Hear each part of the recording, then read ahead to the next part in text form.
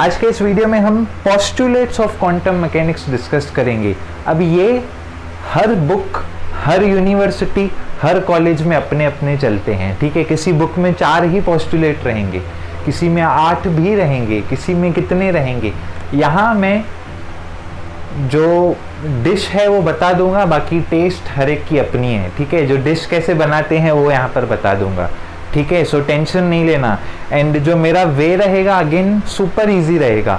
तो हो सकता है बुक्स में डायरेक्ट हो चीज़ें, सिर्फ एक ही चीज़ लिख दी हो, बट यहाँ मैं उसको एक्सपांड करके भी दिखाऊंगा। सो टेंशन मत लेना, बस रिलेट कर पाओगे। विश्वास अगर रख रहे हो मुझ में तो रिलेट कर पाओगे, ठीक है। क्वांटम मैकेनिक्स की बुक्स हार्ड रहती हैं, तभी इतना मैं पहले कह रहा हूँ। चलिए स्टार्ट करते हैं। Postulate number 1, wave function. अगर वेव फंक्शन नहीं पता है तो टेंशन मत लीजिए, आगे जैसे वीडियोस होंगी आप समझ जाएंगे समझते समझते, ठीक है। फिर भी बेसिक क्या है, पार्टिकल है एक, उससे एसोसिएटेड है, एक इंसान है उससे एसोसिएटेड एक सेंसर है, ठीक है। क्या बताता है, पोजीशन बताता है, टाइम बताता है, और ऐसी बहुत सारी चीज़ें बताता है, ठीक है। समझो 1D मोशन है, ठीक है। 1D मोशन, सिर्फ एक्स एक्सिस पे मोशन हो रहा है, ठीक है। उसमें समझो पार्टिकल जो डिस्प्लेसमेंट कवर किया है बहुत छोटी सी किया है, ठीक है।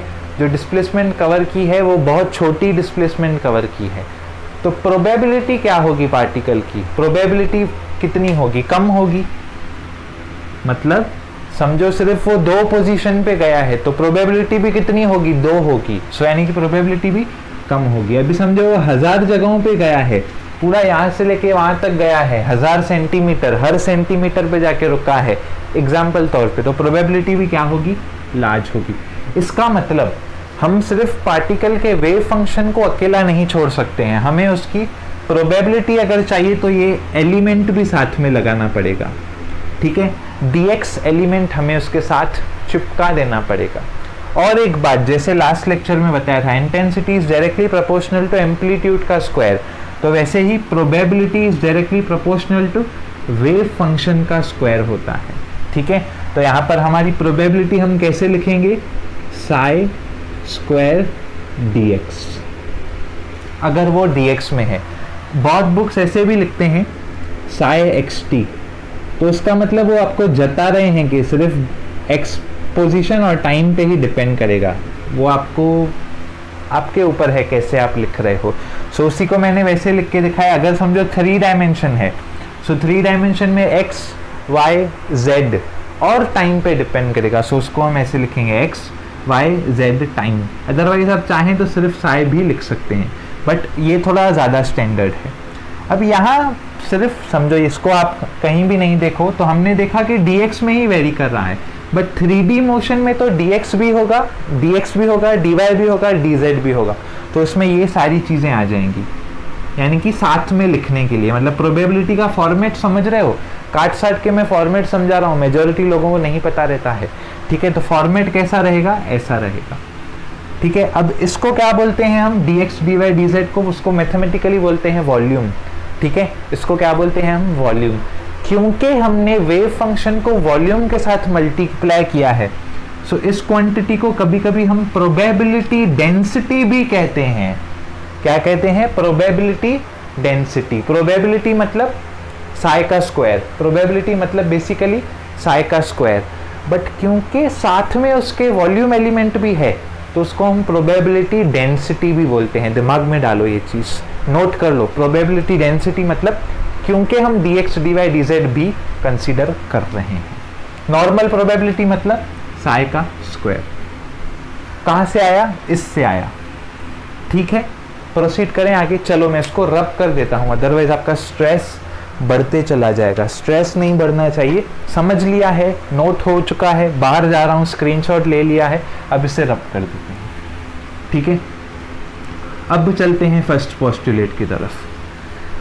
पोस्टुलेट नंबर 1 कह रहा है the state of a system is specified as fully as is possible by state function. मतलब वही जो स्टेट ऑफ द सिस्टम है, सिस्टम में हमने कंसिडर किया है पार्टिकल, आगे चल के ज़िंदगी में हम कंसिडर करते हैं बहुत ज़्यादा पार्टिकल्स, ठीक है।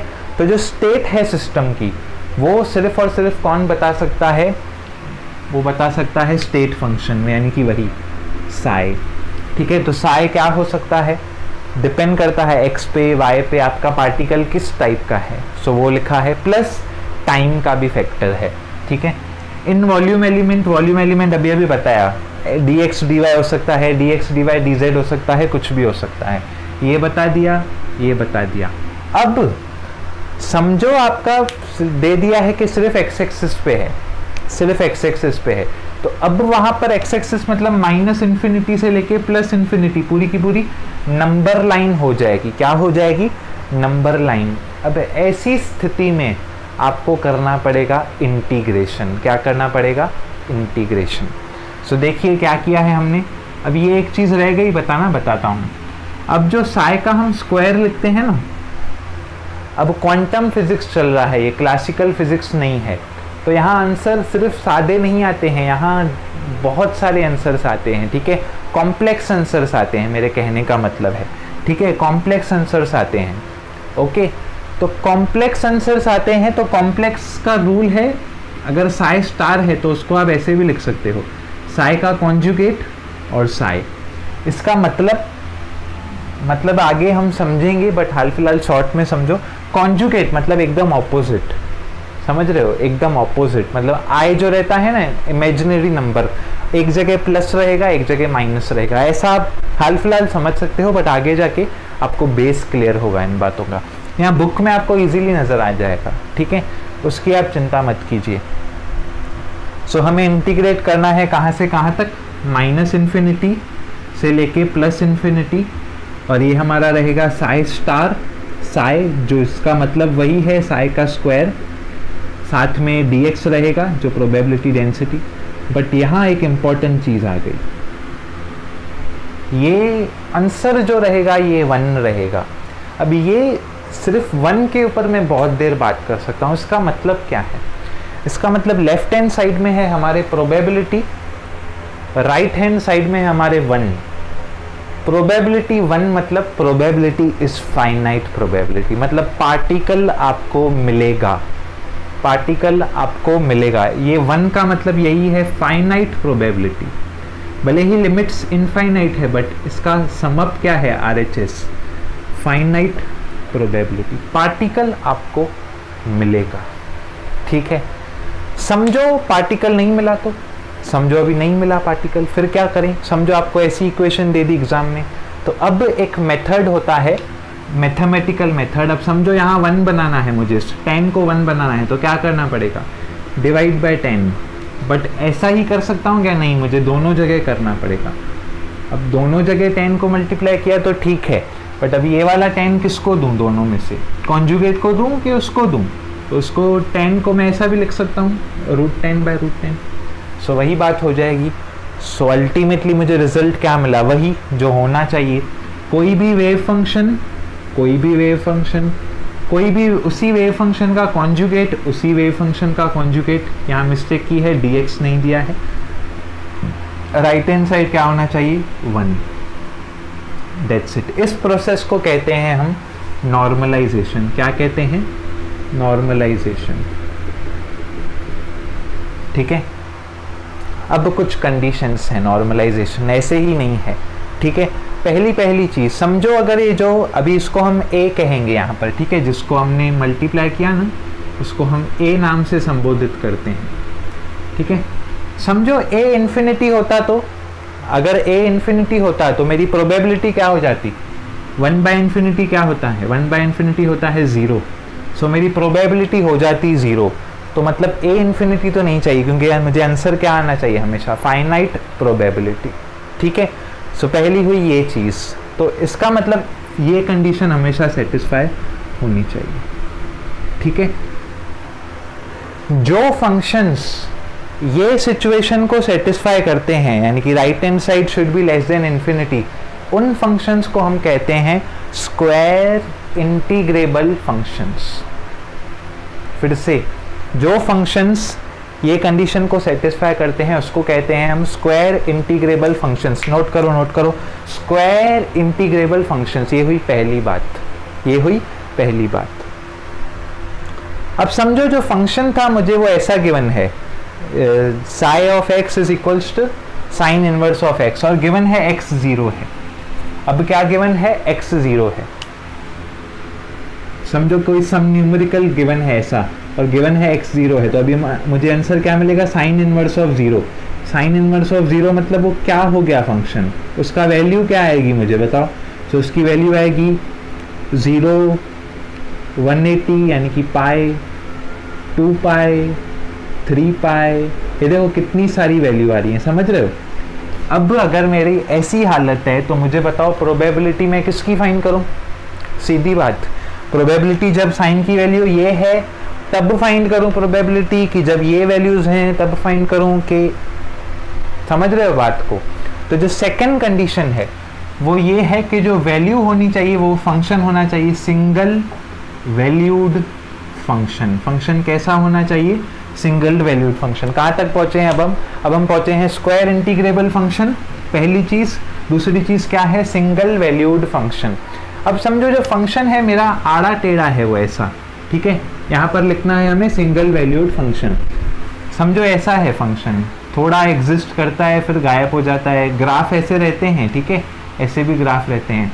अब समझो मैं उसको इंटीग्रेट कर रहा हूँ -∞ से +∞। सो इंटीग्रेशन मेरा लागू होगा क्या, तो आंसर है लागू ही नहीं होगा। इंटीग्रेशन कहाँ से, इंटीग्रेशन तब होता है जब पूरा सब पार्टिकल्स हैं, पूरा का पूरा dx मेरे हाथ में है। सो ऐसी स्थिति में इंटीग्रेशन ही हम नहीं लगा पाएंगे। सो जो थर्ड कंडीशन है वो है function should be continuous function.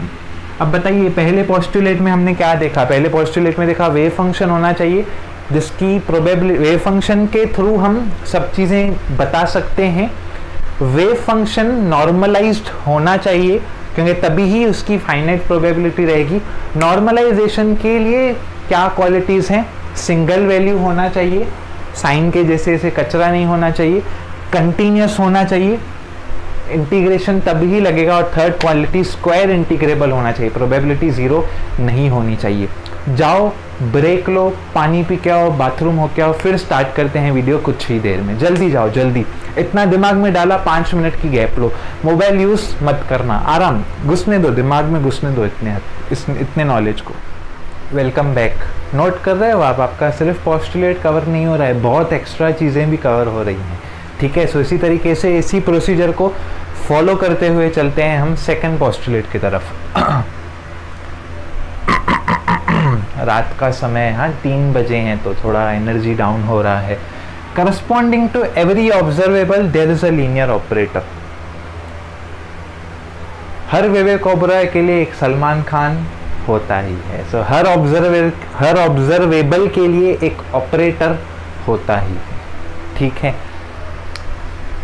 अभी सिस्टम है हमारे पास, तो उसमें हम सिस्टम है ठीक है, बट उसमें कुछ ऑब्जर्व करना है हमको, एग्री। तो जो ऑब्जर्व करना है किसी ना किसी क्वांटिटी के थ्रू हम उसको ऑब्जर्व करेंगे, ठीक है, समझ रहे हो। लेम कह दिया जो अभी मैंने कहा, यहाँ एग्जाम्पल के तौर समझोगे। हर ऑब्जर्वेबल यानी कि जो हम ऑब्जर्व करें उसके लिए एक ऑपरेटर को हम यूज़ करेंगे। अब क्वांटम मैकेनिक्स जो है मैथमेटिकल अप्रोच बहुत ज़्यादा है, भाषा ही, जैसे मेरी भाषा ही हिंदी है, क्वांटम मैकेनिक्स की भाषा ही मैथमेटिक्स है। तो जो ऑपरेटर रहेगा वो मैथमेटिकल कुछ क्वांटिटी रहेगी, ठीक है, वो कुछ मैथमेटिकल क्वांटिटी रहेगी। यूजुअली फर्स्ट वीडियो में मैंने बताया 2 ही, एक बीवी होती है, एक मदर होती है, एक मैन के लिए इम्पोर्टेंट ज़्यादा, मोस्ट फेमिनाइन एनर्जी। तो वैसे ही एक एक्स और एक पी, बरोबर, इनको लेके ही हमारे ऑब्जर्वेबल बनते जाएंगे एंड उसके करस्पॉन्डिंग ऑपरेटर हम जो चाहें कर सकते हैं। Kinetic energy p²/2m। अब ये दूसरा फॉर्म है काइनेटिक एनर्जी का, ½mv² का। आप सिंपल डेरिवेशन करके भी इसको निकाल सकते हो, ठीक है, बहुत ज़्यादा सिंपल है। अगर किसी को डाउट है और किसी स्टूडेंट को पता है तो प्लीज़ कमेंट में बता देना, ठीक है, थोड़ा इंटरेक्शन होगा तो अच्छा है। डायरेक्ट भी आप कर सकते हो, mv², बेसिकली मोमेंटम क्या होता है, मास इनटू वेलोसिटी, बस वही है, ठीक है, वही थोड़ा सब्स्टिट्यूशन किया है। पोटेंशियल एनर्जी को पूरे क्वांटम मैकेनिक्स में हम v ऑफ x ही कहेंगे, क्योंकि पोटेंशियल एनर्जी डिपेंड करती है पोजीशन पे कहीं ना कहीं, ठीक है। सो उसको हम ऐसा ही लिखेंगे v ऑफ x, कि हम याद कराएंगे कि वो x पे डिपेंड करती है। वीडियो चालू किया है हमने। हाँ किया है, कभी कभी डर लगता है। ठीक है, सो टोटल एनर्जी क्या हो जाएगी, ये हमारी ये क्वांटिटी हो जाए, काइनेटिक प्लस पोटेंशियल।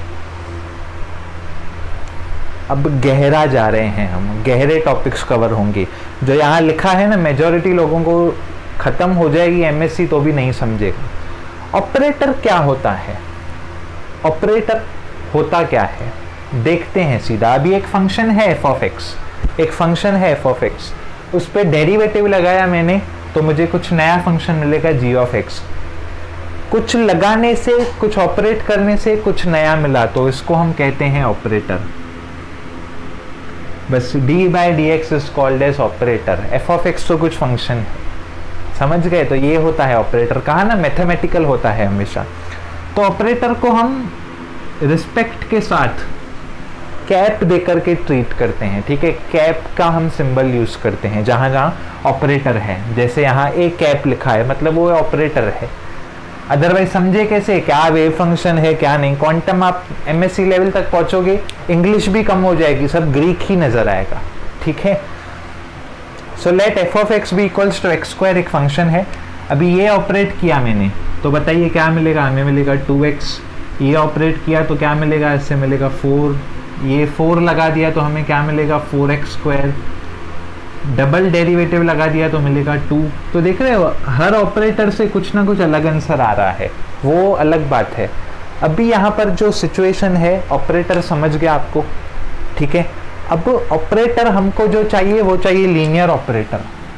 कौन सा ऑपरेटर चाहिए, लीनियर ऑपरेटर। हे राम, अब लीनियर ऑपरेटर क्या है।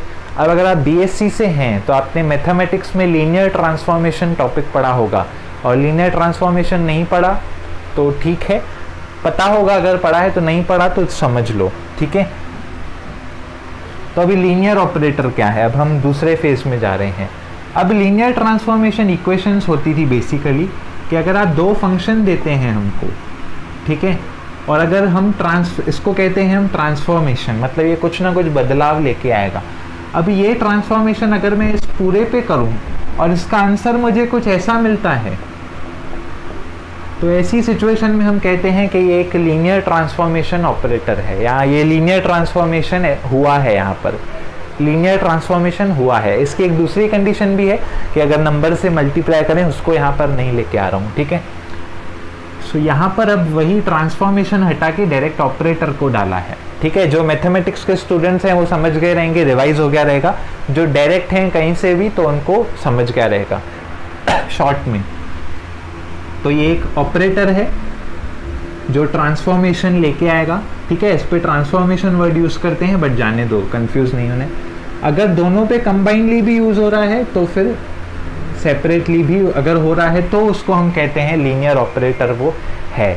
एग्जाम्पल, अब यहाँ एग्जाम्पल ज़रूरी होता है। ठीक है, यहाँ मैथमेटिक्स नहीं लाएंगे तो दिक्कत आती है। समझो ये है एफ ऑफ एक्स स्क्वायर है और फंक्शन 2 मेरा ऐसा है। अब इस केस में अगर मैं ऑपरेटर डेरिवेटिव लगा देता हूँ तो हमें पता है कि डेरिवेटिव अब कैसे लगता है। डेरिवेटिव बेसिकली हम सेपरेट ही करते हैं ना, प्लस में डेरिवेटिव सेपरेट करते हैं, मल्टीप्लाई में हम वो यूवी रूल लगा देते हैं। तो मुझे पता है इसका आंसर यही आने वाला है। इसका मतलब यही हुआ, ए की जगह डेरिवेटिव फंक्शन फंक्शन, ए की जगह डेरिवेटिव फंक्शन फंक्शन। हाँ, मतलब डेरिवेटिव एक लीनियर ऑपरेटर है। ये मल्टीपल जो मैंने कहा, सेकंड प्रॉपर्टी वही रहती है मल्टीपल, तो वो भी लीनियर ऑपरेटर है। डबल डेरिवेटिव भी लीनियर है। स्क्वायरिंग लीनियर ऑपरेटर नहीं है, क्योंकि समझो इसका स्क्वायर करूंगा तो वो हो जाएगा a प्लस बी का स्क्वायर, जबकि अलग से करोगे तो अलग ही आंसर आएगा। ऑपरेटर के साथ होता है ऑब्जर्वेबल, ऑपरेटर होना चाहिए लीनियर। यहाँ तक समझा, चलो ठीक है।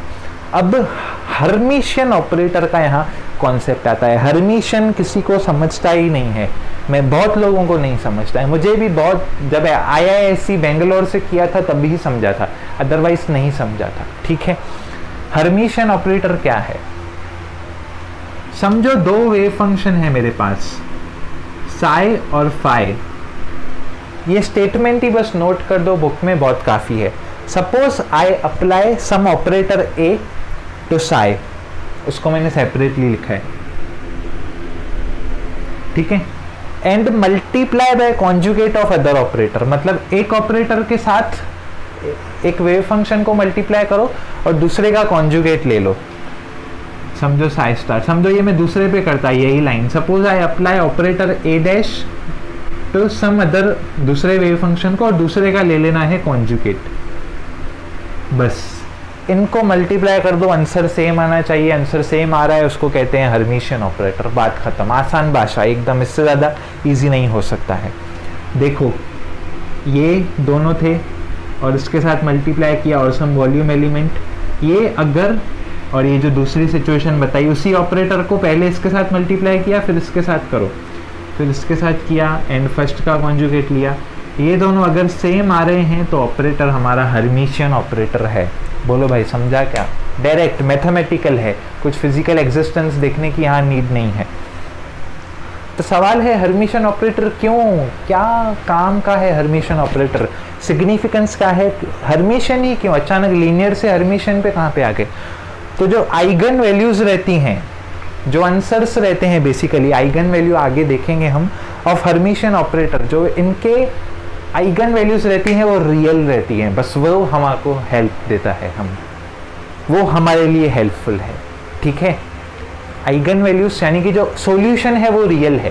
क्वांटम मैकेनिक्स में आपको अगर कुछ रियल मिल रहा है तो बस आपको और कोई डिमांड नहीं करनी चाहिए।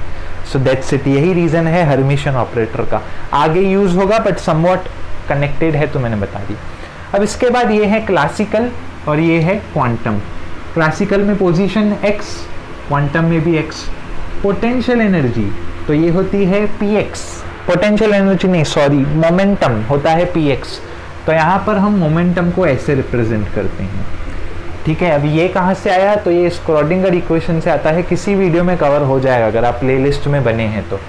काइनेटिक एनर्जी होती है px² अपॉन 2m, तो ये याद करने की ज़रूरत नहीं है, अगर आप इसका स्क्वायर लेंगे इस टर्म का, ठीक है, और डिवाइड करेंगे 2m से तो यही आंसर मिलेगा, ठीक है। देखो 2m तो वापस भी आ गया इधर, बस वो स्क्वायर लेंगे तो देखो डबल डेरिवेटिव भी डबल हो जाएगा, ओरली हो रहा है, माइनस का स्क्वायर प्लस हो जाएगा एंड उसके बाद i का स्क्वायर मतलब -1 होता है, तो वो माइनस वहाँ से आया, h0² देखो ओरली हो गया अगर आपको ध्यान रहा हो तो। पोटेंशियल एनर्जी दोनों में सेम, सो टोटल एनर्जी इसमें होगी दिस प्लस दिस, इसमें होगी ये प्लस ये, और इसको कहते हैं हम हैमिल्टोनियन यानी कि एनर्जी ऑपरेटर। क्या कहते हैं? हैमिल्टोनियन। हर्मिशियन अलग है, हैमिल्टोनियन अलग है, ठीक है। So that's it, second postulate यहाँ खत्म होता है। जाओ चाय पानी नाश्ता जो करना है फटाफट करके आओ। अब जो आगे रहेगा वो थोड़ा सा नीचे की तरफ जाएगा, उतना ज्ञान लेने का नहीं होगा क्योंकि अब इतना सब एक ही वीडियो में कर दूं तो डर जाओगे, ठीक है। ब्रेक लेकर आ जाओ फटाफट। So postulate number 3, so measurement of an observable, ये सबको पता रहता है बट मीनिंग नहीं पता रहती है, किसको भी रट्टा मारा रहता है, यहाँ आप समझ जाओगे। Measurement of an observable would give one of the eigen values of the corresponding operator. अगर हम किसी ऑब्जर्वेबल को मेजर करते हैं तो जो आंसर मिलेगा ना वो एक कोई आइगन वैल्यू होगी करस्पॉन्डिंग ऑपरेटर की, ठीक। देखते हैं, समझते हैं। फिजिक्स को लेकर आता हूँ, फिर मैथमेटिक्स को इतना इजी कर दूंगा, सब समझ जाएगा, ठीक है। रिलेट कर पाओगे, रिलेट, क्योंकि ये टॉपिक समझता ही नहीं। आइगन वैल्यूज मुझे भी ग्रेजुएशन तक नहीं समझी थी, ठीक है। समझो एक स्प्रिंग वाला सिस्टम है, मैंने स्प्रिंग को हिला दिया थोड़ा, सो एनर्जी यहाँ की वहाँ हो जाएगी, ठीक है। सो उसके बाद क्या होगा, कुछ काइनेटिक पोटेंशियल में जाएगी, पोटेंशियल काइनेटिक में, सो ये होगी total energy of the system, kinetic plus potential. और एक्स्ट्रा लिखा है, चाहो तो इग्नोर भी कर सकते हो, पोटेंशियल एनर्जी ये होगी। अब ये ऑसिलेशंस में मैंने 2 साल पहले कुछ करा दिया है, सो ज़्यादा ध्यान मत दीजिए, वी ऑफ एक्स याद है तो वाले वही लिखिए। तो अगर ये टोटल एनर्जी है सिस्टम की तो ऑपरेटर क्या होगा, करस्पॉन्डिंग ऑपरेटर क्या होगा। सो इसका जो ऑपरेटर हम लेते हैं वो ये होता है, देख रहे हो, क्वांटम में कन्वर्ट किया है हमने। कैसे किया, अभी कुछ देर पहले ही मैंने बताया था। P के जगह आप पोटेंशियल एनर्जी का मैंने लिखा था -I H0 × ∂x। सो वो अगर हम वैल्यू डालें, ये लिखा था मैंने कुछ देर यहाँ पहले, ठीक है। सो ये हैमिल्टोनियन बोला था इसको। तो ये है हमारा ऑपरेटर। अभी ऑपरेटर की कोई एक आइगन वैल्यू आंसर होगा हमारे सिस्टम का, या हमको जो भी बेसिकली फाइंड करना है, ठीक है।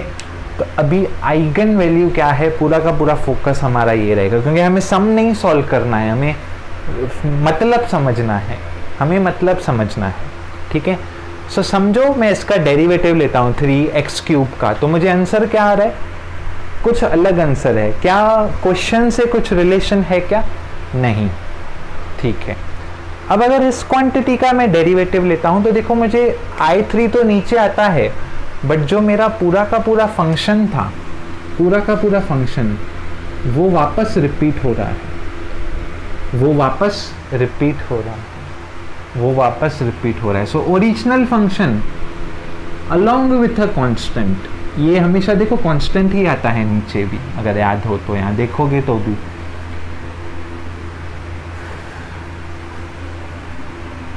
ऑपरेटर फंक्शन कुछ कांस्टेंट अगेन फंक्शन। क्या ऐसा आपने कभी पहले फील किया था क्या? मुझे कमेंट में बताओ हाँ या ना, बस यस लिखो, मैं समझ जाऊंगा कि फील किया था, या लिखो सर हाँ फील किया था, यहाँ बोलो नहीं अभी समझा था। ड्यूरेशन देके मेंशन करो, क्योंकि ये रेयर है, बहुत कम समझ में आता है। इस ए को हम कहते हैं आइगन वैल्यू, इसको क्या कहते हैं हम, आइगन वैल्यू। इसकी आइगन वैल्यू मुझे फाइंड करके बताओ, और अगेन कमेंट में बताओ क्या है। सो फंक्शन को कहते हैं आइगन फंक्शन, इस फंक्शन को हम कहेंगे आइगन फंक्शन, और जो वैल्यू मिली उसको हम कहते हैं आइगन वैल्यू। बट नोट करो, अगर इसी फंक्शन की मैं बात करूं, डेरिवेटिव की ही, तो मुझे ये करने पर भी सेम रिजल्ट आ सकती है, ये करने पर भी आ सकती है, ये करने पर भी आ सकती है, मतलब ऐसा अगेन एंड अगेन आ सकता है। Original function along with constant, इसमें भी आएगा, इसमें भी आएगा, इसमें भी आएगा, कांस्टेंट अलग अलग होंगे बट यही आएगा ना अगेन एंड अगेन। सो वही था कि आइगन वैल्यूज बहुत होंगी, बट उसमें से कोई एक उसका आंसर होगा, ठीक है। सो आंसर ऑफ ऑब्जर्वेबल्स होना चाहिए रियल नंबर, लास्ट पोस्टुलेट में देखा था। आइगन वैल्यूज हमको मिलती हैं रियल नंबर्स, सो इसलिए हम कहते हैं all values of Hermitian operator is a real number. Last postulate में मैंने कहा था हर्मिशियन ऑपरेटर रियल नंबर देता है, इस पोस्टुलेट में कह रहा हूँ हर्मिशियन ऑपरेटर, लास्ट पोस्टुलेट में कहा था हर्मिशियन ऑपरेटर आइगन वैल्यूज देता है, इसमें कहा आइगन वैल्यूज रियल नंबर होते हैं, यानी कि हर्मिशियन ऑपरेटर डायरेक्टली हमको रियल नंबर्स देते हैं। चलिए अब इसी पोस्टुलेट के फेज 2 पे चलते हैं। सो यहाँ पर अब एक नया कॉन्सेप्ट, ठीक है, नया कॉन्सेप्ट, ये हैंडराइटिंग छोटी है, टेंशन मत लो, कट होने वाला है सब, इसलिए छोटे में रखें। अब समझो ये है हमारा एनर्जी ऑपरेटर, समझो नहीं याद कर लो, जितने भी साल क्वांटम मैकेनिक्स पढ़ोगे यही होगा एनर्जी ऑपरेटर, यहाँ V ऑफ x आएगा, ठीक है। अब समझो आपकी सिचुएशन है एक हार्मोनिक ऑसिलेटर की, अभी हार्मोनिक ऑसिलेटर पे मैं थियरी नहीं बताऊंगा, ठीक है, वो अलग टॉपिक है पूरा, एंड मुझे इस वीडियो में अलग हो जाएगा, ठीक है। बट समझो हार्मोनिक ऑसिलेटर की जो फ्रीक्वेंसी है वो ये है, ठीक है, फ्रीक्वेंसी जो है वो ये है। अब हमें पता है कि हमें आइगन वैल्यू इक्वेशन लिखनी है, अगर किसी की सिस्टम की कुछ फाइंड करनी है वैल्यू, सो ये ऑपरेटर, ये उसकी आइगन वैल्यू एंड ये वेव फंक्शन, जैसे अभी कुछ सेकंड पहले किया। अब ये जो आइगन वैल्यू है वो बेसिकली ऐसे आती है निकल के, ठीक है, इस फॉर्म में आती है, क्योंकि क्वांटम है ना, तो क्वांटम में आपकी जो एनर्जीज हैं वो क्वांटाइज्ड रहती हैं, क्वांटाइज्ड, ठीक है, ऐसे शब्द कहीं भी नहीं आ सकती, क्वांटाइज्ड रहती हैं, और हार्मोनिक ऑसिलेटर क्वांटम में आता है बेसिकली। सो n की जो वैल्यू डालोगे आपको वैसी वैल्यू आएगी, यानी कि आपको कई आइगन वैल्यूज ऐसी आती जाएंगी, ठीक है। इस मोमेंट पे हमें डिफाइन करना है एक टर्म जिसको कहते हैं एक्सपेक्टेशन वैल्यू, ठीक है। एक्सपेक्टेशन नहीं रखना है जिंदगी में, दुख होगा, ठीक है, बट यहाँ पढ़ना पड़ेगा, ठीक है। सो अभी समझो एक ऑपरेटर है जिसकी आइगन वैल्यू है A1 एंड मैंने उसको N1 टाइम्स देखा है, एंड N2 टाइम्स देखता हूं तो उसकी वैल्यू है A2, तो हम एवरेज कैसे निकालते हैं, दिस मल्टीप्लाई बाय दिस, चलो भाई divided by total number of times, वो सब था क्लासिकल में, ठीक है। अब क्या चल रहा है, क्वांटम चल रहा है, ठीक है, क्लासिकल मैकेनिक्स नहीं, क्वांटम, ठीक है। सो क्वांटम में ऐसा नहीं होता है, क्वांटम अलग है, तो वहाँ का प्रोसेस भी अलग है। सो इसको कहते हैं हम एक्सपेक्टेशन वैल्यू, यानी कि ये ब्रैकेट दे दिया ना तो हम इसको कहेंगे एक्सपेक्टेशन वैल्यू, ये मैंने बस वही लिखा है A कैप, प्रोसेस क्या है, नीचे कॉन्जुगेट से मल्टीप्लाई करो साई स्टार साई dz, ठीक है, ऊपर बीच में डाल दो आप ऑपरेटर को, बीच में ऑपरेटर, ठीक है। अब ऑपरेटर की वैल्यू क्या है, तो हमने बताया अभी कुछ देर पहले कि आइगन फंक्शन उसकी वैल्यू होती है, यानी कि जो यहाँ पर आए, तो अभी यहाँ पर हमारा कुछ ऐसा आएगा, हाँ, सो उसकी वैल्यू ये a होगी। अच्छा, a क्या है, कांस्टेंट है, कांस्टेंट आ जाएगा इंटीग्रेशन के बाहर, ये दोनों सेम चीज़ें हो जाएंगी कैंसिल। मतलब जो आइगन वैल्यू थी, ध्यान दो, जो आइगन वैल्यू थी वही मिली एक्सपेक्टेशन वैल्यू। इसी को इंग्लिश में कहते हैं expectation value is nothing but eigen value, ठीक है। इसका और मतलब क्या रहेगा, ये गहरी बातें हैं, आप फर्स्ट टाइम सुन रहे हो ना, फील नहीं होंगी, जब भी खुद पढ़ोगे सफ़र करोगे ना, फिर लगेगा अरे उसने एक कोई यूट्यूबर ने कुछ बता दिया था, ठीक है, क्योंकि ठोकर खा के पढ़ा है मैंने ये, तो इसलिए कह रहा हूँ, यहाँ पहले ही वार्न कर रहा हूँ। सो इमेजिन करो एक ऑसिलेटर, हार्मोनिक ऑसिलेटर, जिसका आइगन फंक्शन h है, यही h तो यही रहेगा, और जिसकी आइगन वैल्यू ये है, ठीक है। सो आप कितनी भी मेजरमेंट लो, आपको आंसर यही मिलेगा। क्यों? क्योंकि आइगन वैल्यू यही है, एक्सपेक्टेशन वैल्यू यही है। ये आपको पता चल रहा है। क्लासिकल रहते प्रोसेस अलग था, यहाँ प्रोसेस अलग है, यानी कि आपको आइगन वैल्यू अगर फाइंड करनी है तो आप एक्सपेक्टेशन वैल्यू को भी फाइंड कर सकते हैं। अब थर्ड पोस्टुलेट खत्म होता है एंड इस वीडियो का जो सुपर हाई टाइड वाला ग्राफ था वो भी अब यहाँ से नीचे जाता है, ठीक है।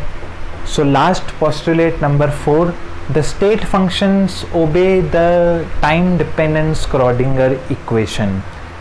फर्स्ट पोस्टुलेट से कह रहे हैं state function, function wave function, ठीक है, फंक्शन बहुत जगह कहा था। सो जो वो हमारा स्टेट फंक्शन है वो बेसिकली ओबे करता है स्क्रॉडिंगर की इक्वेशन को। अभी यहाँ से सब शुरू होता है।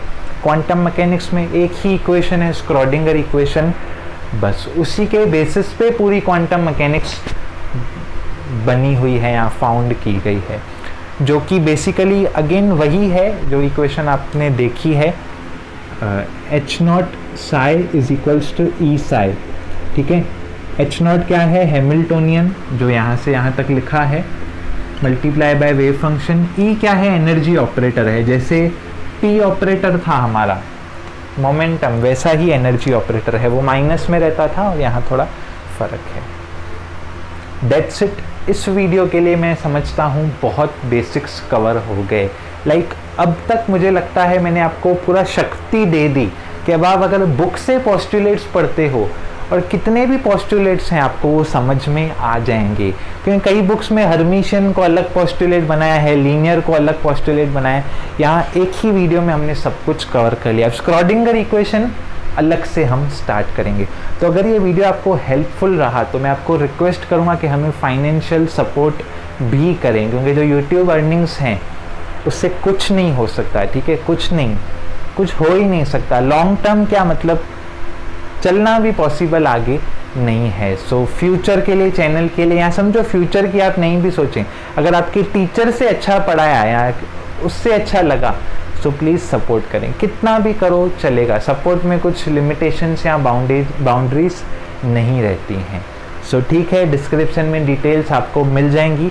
मिलते हैं ऐसे ही किसी अगली वीडियो में।